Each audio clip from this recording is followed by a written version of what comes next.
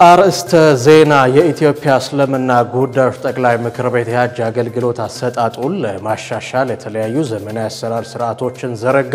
በማይናማር ታስረው የነበሩ 459 ኢትዮጵያውያን ወደ ሀገራቸው ተመለሱ። በ2017 የትምህርት ዘመን ከ608,000 በላይ 12ኛ ክፍል ተማሪዎች ፈተናውን ለመውሰድ ተመዘገቡ። እድሜያቸው ከ21 ዓመት በታች የሆኑ ታዳጊዎች ትንባሆ ሲሸጡና ሲጠቀሙ ከተገኙ እርምጃ እንደሚወሰድ የአዲስ አበባ ምግብና መድኃኒት ባለስልጣን አስታወቀ።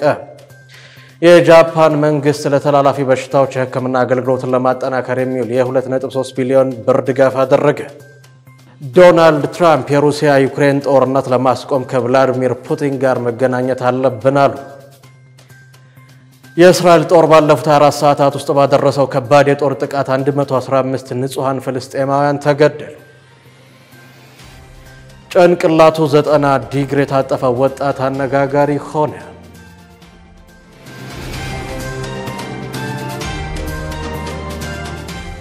አሰላሙ አለይኩም ወራህመቱላሂ ወበረካቱ። ክብራትና ክብራን የነጃሺ ቲቪ የምሽት መረጃ ተመልካቾቻችን እንደምን አምሽታችኋል? ከመረጃዎቹ ጋር ሰኢድ መሐመድ ነኝ።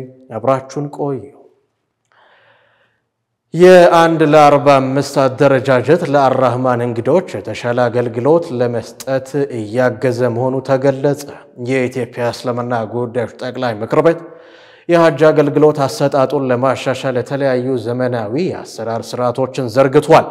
እነዚህ ዘመኑን የዋጁ ዘመናዊ አሰራሮች የአራህማን እንግዶች በተለይ የምዝገባ ሂደቱን ከእንግልት ነፃ በሆነ መልኩ እንዲያገኙ አስችሏቸዋል። ጠቅላይ ምክር ቤቱ አጠቃላይ የአራህማን እንግዶች የሐጅ ኢባዳቸውን ተረጋግተው እንዲፈጽሙ ለማስቻለም ሁጃጆች በአንድ ለ45 የቡድን አደረጃጀት እንዲጣመሩ አድርጓል።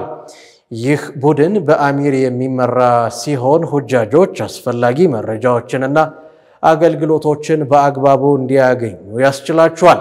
በቦሌና በመዲና ዓለም አቀፍ የአየር ማረፊያዎች የተመደቡ ኻዲሞች የቡድን አደረጃጀቱ ለኽድሚያ የተቀበሉትን ኃላፊነት በአግባቡ እንዲወጡ እየረዳቸው እንደሆነ ለጠቅላይ ምክር ቤቱ ህዝብ ግንኙነትና ሚዲያ ዘርፍ ገልጸዋል። የአራህማን እንግዶች የአንድ ለ45 ቡድን አደረጃጀት በቀለማትና በቁጥሮች የተለየ በመሆኑ በቀላሉ ለመለየትና አስፈላጊ አገልግሎቶችን ለመስጠት እያገዛቸው እንደሆነ ነው ኻዲሞቹ የገለጹት። የቡድን አደረጃጀቱ ሁጃጆችን ለማስተናገድ አገልግሎት ለመስጠት ይባክን የነበረውን ጊዜ ከመቀነስ ባለፈ እርስ በርስ እንዲተጋገዙ እንዲረዳዱ አስተዋጽኦ አለው ብለዋል። መረጃው የኢትዮጵያ እስልምና ጉዳዮች ጠቅላይ ምክር ቤት የህዝብ ግንኙነት ነው።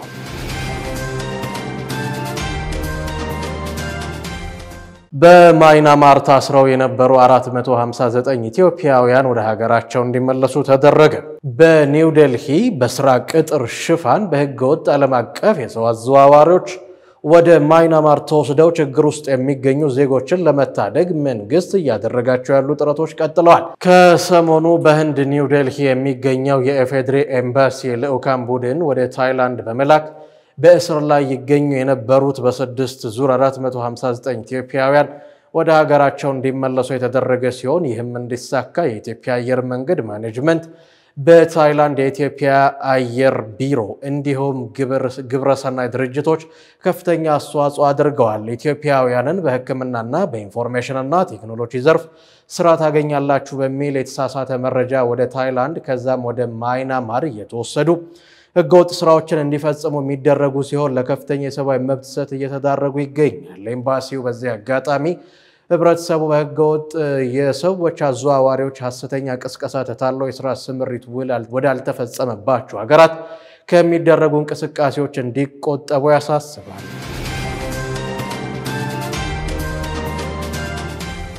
የ2017 የትምህርት ዘመን ከ608,000 በላይ የ12ኛ ክፍል ተማሪዎች ፈተናውን ለመውሰድ መመዝገባቸውን የሀገር አቀፍ ትምህርት ምዘናና ፈተናዎች አገልግሎት አስታውቋል። የአገልግሎቱ ዋና ዳይሬክተር ዶክተር እሸቱ ከበደ ፈተናው በወረቀትና በበይነ መረብ ይሰጣል ብለዋል። በአሁኑ ጊዜ የፈተና ዝግጅቱ ሙሉ በሙሉ መጠናቀቁን በመግለጽ ፈታኞቹን የመመልመል የተመለመሉት ወደ መፈተኛ ጣቢያው እንዲሰማሩ የማድረግ ዝግጅት እየተካሄደ እንደሚገኝ አመልክቷል። የ2017 የ12ኛ ክፍል ሀገር አቀፍ መልቀቂያ ፈተና የፈተና ስርቆትና ኩረጃ በሚቀንስ መልኩ በወረቀትና በበይነ መረብ የሚሰጥ መሆኑን ጠቁመው በወረቀት የሚፈተኑት መሰረተ ልማት ያልተሟላባቸው ኮምፒውተርና ኢንተርኔት ኮኔክሽን በበቂ ሁኔታ ባላገኙ አካባቢዎች የሚገኙ ተፈታኞች እንደሆኑ ጠቅሰዋል። በወረቀት የሚሰጠው ፈተና ቁጥሩ እየቀነሰ በበይነ መረብ የሚሰጠው ፈተና ደግሞ ቁጥሩ እየጨመረ በመሄድ ላይ መሆኑን ጠቁመው ወደፊት ሙሉ በሙሉ ፈተናውን በበይነ መረብ ለመስጠት እየተሰራ ነው ብለዋል። እንደ ፕሬስ ድርጅት መረጃ ዘንድሮ ከሌሎች ዓመታት በተለየ መልኩ የተፈጥሮ ሳይንስ ዘርፍ ተፈታኞች በቁጥር በልጠው መገኘታቸውንም ጠቁመዋል። እድሜያቸው ከ21 ዓመት በታች የሆኑ ታዳጊዎች ትንባሆ ሲጠቀሙ ከተገኙ እርምጃ እንደሚወሰድ የአዲስ አበባ ምግብና መድኃኒት ባለስልጣን አስታውቋል። በዚህ ዘመን ትንባሆ ተቀዳሚ የህዝብ ጤና ተግዳሮት መሆኑን አንድ ሰው ትንባሆ ማጨስ ካላቆመ ለሞት ሊዳርገው እንደሚችል ባለስልጣኑ አስታውቋል። ትንባሆ በየዓመቱ ከ8 ሚሊዮን በላይ ሰዎችን ይገላል። ከነዚህ ውስጥ 1.3 ሚሊዮን የሚሆኑት ደግሞ እነሱ ሳያጨሱ ነገር ግን በአቅራቢያቸው በሚያጨሰው አማካኝነት ወደ ውስጣቸው በሚገባ ጭስ ለሞት የሚዳረጉ ናቸው። እንደ አውሮፓውያን አቆጣጠር በ2020 በተሰራው ጥናት መሰረት 22.3 የሚሆነው የዓለም ህዝብ ትንባሆ ተጠቃሚዎች ናቸው። ከዚህ ውስጥ 36.7% ወንዶች ሲሆኑ 7.8% ሴቶች ናቸው። በኢትዮጵያ በየዓመቱ 16800 ሰዎች በትንባሆ ምክንያት እንደሚሞቱ ከጠቅላላ ህዝቡ 5% ትንባሆ ተጠቃሚ መሆናቸውን መረጃዎቹ ያሳያሉ። እንደ አውሮፓውያኑ አቆጣጠር በ2020 በተሰራ ጥናት መሰረት 22.3% የሚሆነው የዓለም ህዝብ ትንባሆ ተጠቃሚ ሆኗል። ከዚህ ውስጥ 36.7% ወንዶች ሲሆኑ 7.8% ሴቶች ናቸው። በኢትዮጵያ በየዓመቱ 16800 ሰዎች በትንባሆ ምክንያት እንደሚሞቱ ከጠቅላላ ህዝቡ 5% ትንባሆ ተጠቃሚ መሆናቸውን መረጃዎቹ ያሳያሉ። የትንባሆ ወረርሽኙን ለመቅረፍ የዓለም ጤና ድርጅት አባል ሀገራት የዓለም ጤና ድርጅት የትንባሆ ቁጥጥር ማዕቀፍን በ2003 አጽድቀዋል። በአሁኑ ወቅት 182 ሀገሮች የዚህ ስምምነት ተዋዋይ ሀገራት ናቸው። የአዲስ አበባ ምግብና መድኃኒት ባለስልጣን ትንባሆ በጤና ላይ የሚያስከትለው ጠንቅ እጅግ ከፍ ያለ በመሆኑ ባለስልጣኑ በአዋጅ ቁጥር 11/12/2011 መሰረት ከ21 ዓመት በታች የሆኑ ታዳጊዎች በተለያዩ የሱቅ መደብሮችና በየመንገዱ ትንባሆ ሲሸጡና ሲጠቀሙ ከተገኙ እርምጃ እንደሚወሰድ በጥብቅ አስጠንቅቋል። በተጨማሪም የትንባሆ ኢንዱስትሪ ድብቅና አሳሳች ስልቶች ስላሉት መንቃት ያስፈልጋል ብሏል። ትንባሆ መጨስ የሚያስከትላቸው ከባድ የጤና ጠንቆች መካከል ካንሰር፣ የልብ ህመም፣ ስትሮክ፣ የሳምባና የስኳር በሽታ እንዲሁም የቆዳ እርጅና ማፋጠን ዋነኞቹ መሆናቸውን የጤና ባለሙያዎቹ ይናገራሉ። ምንም እንኳ ቁርአንና ሐዲስ ትንባሆ ማጨስን በተመለከተ በግልጽ ባይጠቀስም ዑለማዎች ሲጋራ በጤና ላይ የሚያደርሰው ጉዳት ምክንያት ጎጂ ተግባር ነው ሲሉ አውግዘዋል። በጤና ላይ ከፍተኛ ጉዳት የሚያስከትል ነገር ደግሞ የተከለከለ ወይም ሐራም ድርጊት ነው በማለት ያስቀመጡት የእስልምና ሃይማኖት ሊቃውንት ናቸው።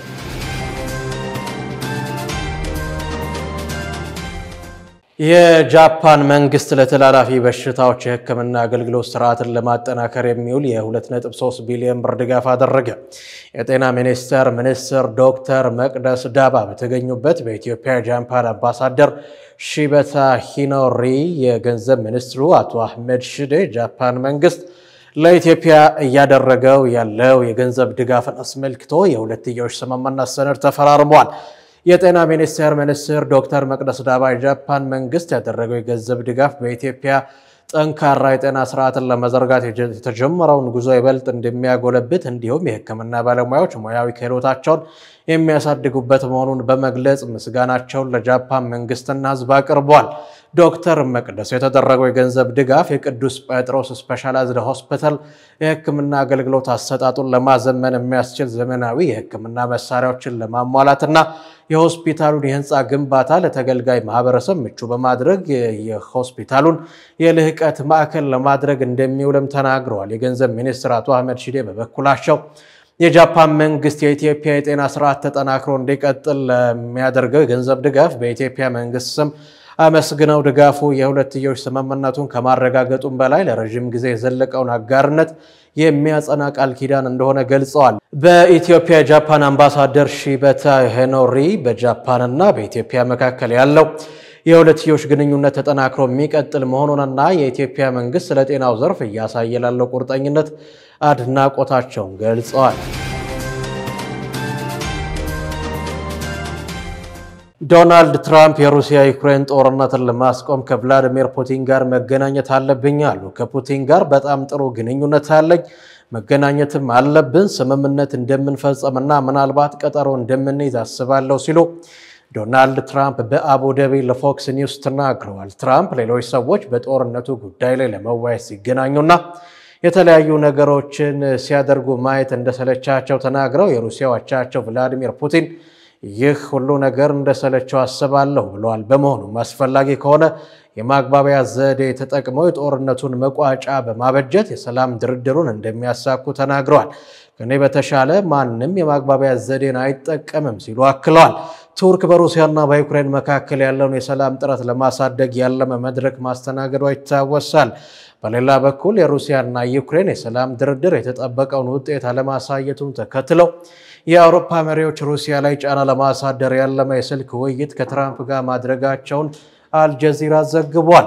የብሪታንያ የፈረንሳይና የጀርመን መሪዎች ከዩክሬኑ አቻቸው ዜሌንስኪ ጋር አልባኒያ ውስጥ በአካል ከተወያዩ በኋላ ለትራምፕ ስልክ መደወላቸው ታውቋል።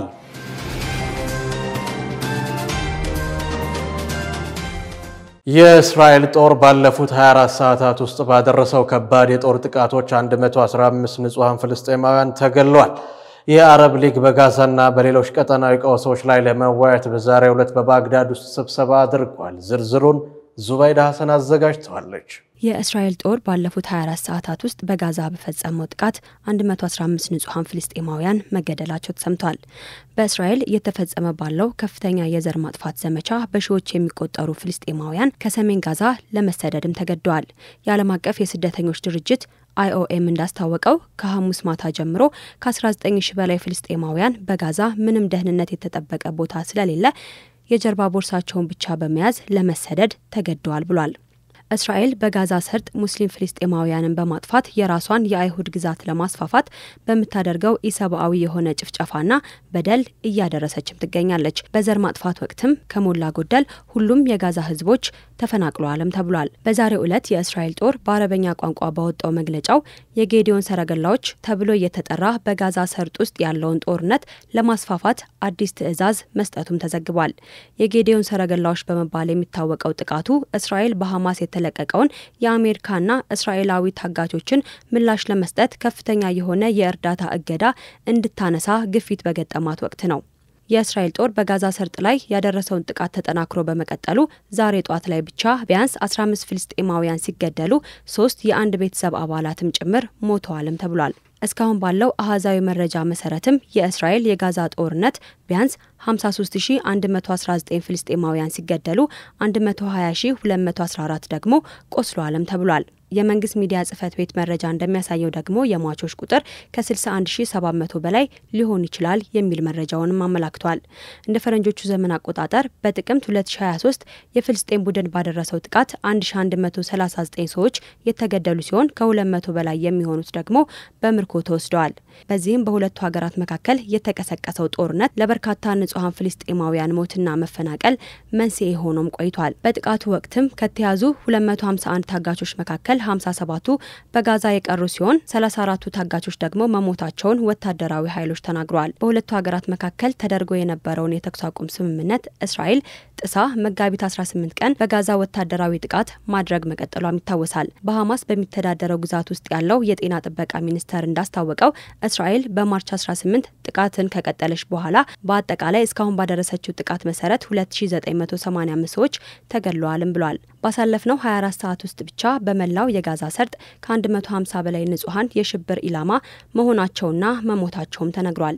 የአረብ ሊግ በጋዛና በሌሎች ቀጠናዊ ቀውሶች ላይ ለመወያየት በዛሬው ዕለት በባግዳድ ውስጥ መሰብሰባቸውም ተሰምቷል። በተለይም እስራኤል ጥቃትን ለማስፋፋት እቅዷን ካጸደቀች በኋላና ስለ ግዛቱ ወረራ ያለውን ጦርነት አጀንዳውን ለመቆጣጠር ውይይት እንደሚያደርጉም ታስቧል። የእስራኤልን በጋዛ ላይ ያደረሰችውን አሰቃቂ ጥቃት ክፉኛ በመተቸት የተባበሩት መንግስታት ድርጅት ዋና ጸሐፊ አንቶኒዮ ጉተሬዝ እንዲሁም የስፔኑ ጠቅላይ ሚኒስትር ፔድሮ ሳንቼዝ በእንግድነት ንግግርም አድርገዋል። የኢራቁ የውጭ ጉዳይ ሚኒስትር ፉአድ ሁሴን እንደተናገሩት ደግሞ የባግዳዱ ስብሰባ በመጋቢት ወር በካይሮ ስብሰባ ላይ የጋዛን መልሶ ግንባታ ለመደገፍ የትራምፕን ሰፊ የተወገዘ ሀሳብ ላይ ትኩረት አድርጎ ውሳኔዎችንም ያጸድቃልም ነው የተባለው። ጋዛ ነጻ ሀገር እንድትሆን ፈልጋለሁ፣ ህዝቦቿም በሰላም እንዲኖሩ ምኞቴ ነው ሲሉም ተናግረዋል። መረጃው የአልጀዚራ፣ ፍሬንች 24 እና አረብ ኒውስ ነው።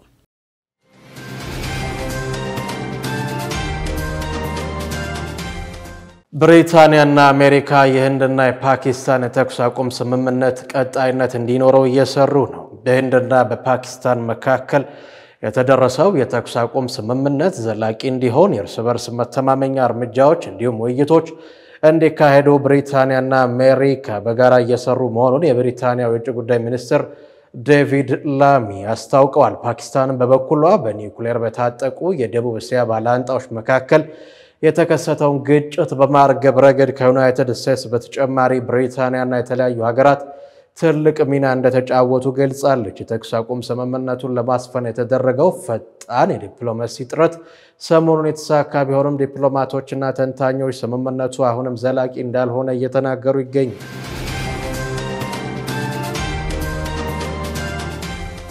ክቡራትና ክቡራን ተመልካቾቻችን ወደ ድንቅ መረጃዎቻችን አመራን።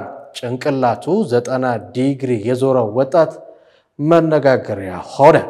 የኢራን ኢስፋሃን የሕክምና ዩኒቨርሲቲ ዶክተሮች 23 ዓመት ወጣት የአንገቱ ጡንቻዎች መደገፍ ባለመቻሉ ጭንቅላቱ 90 ዲግሪ ማዕዘን መውረዱን አስታውቀዋል። ዝርዝሩን ኢማን መሐመድ አዘጋጅቷለች። ጭንቅላቱ 90 ዲግሪ የዞረው ወጣት መነጋገሪያ ሆነ።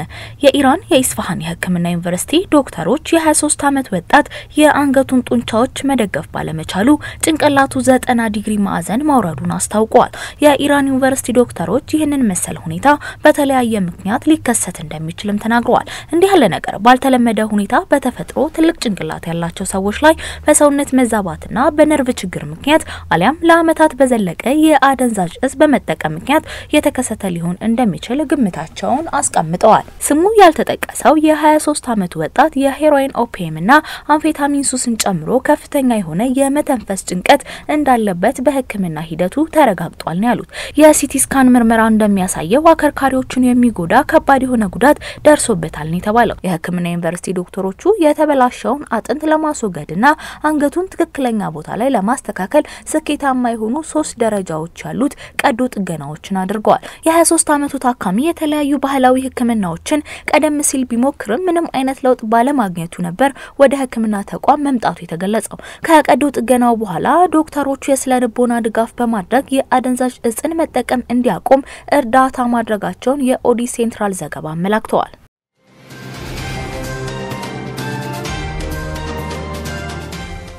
ክቡራትና ክቡራን የነጃሺ ቲቪ የምሽት መረጃ ተመልካቾቻችን የዕለቱን የምሽት መረጃ በዚሁ አገባደድን። ከቀሪ ነጃሺ ቲቪ የምሽት መሰናዶ ጋር መልካም ምሽት።